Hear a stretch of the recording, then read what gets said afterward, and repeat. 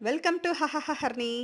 ఈరోజు స్నాక్స్కి జాంగ్రీ అయితే ప్రిపేర్ చేశానండి. చాలా అంటే చాలా బాగా వచ్చింది. మా పిల్లలకి జాంగ్రీ అంటే చాలా ఇష్టము. నాకు కూడా చాలా ఇష్టం అనమాట.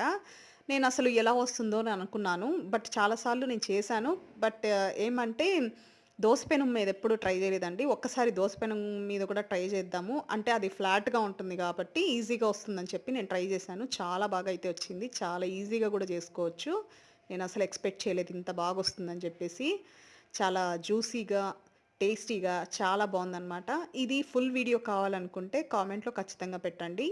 దీని ఫుల్ వీడియో కావాలని జెప్పేసి నేను ఖచ్చితంగా అప్‌లోడ్ జేస్తాను. చూస్తున్నారు గదా! ఎంత నీట్‌గా వస్తుందంటే అంత బాగొస్తున్నాయండి జాంగ్రీలు. సేమ్ టు సేమ్ మనం బేకరీలో తీసుకున్న స్వీట్ లాగే ఉందనమాట. చాలా బావుంది. మా పిల్లలు ఇష్టంగా తింటున్నారసలు. చాలా టేస్ట్‌గా ఉంది. నచ్చితే గనక లైక్ చేయండి, షేర్ చేయండి. కొత్త వాళ్ళు ఎవరైనా ఉంటే సబ్స్క్రైబ్ జేసుకోండి. Thank you.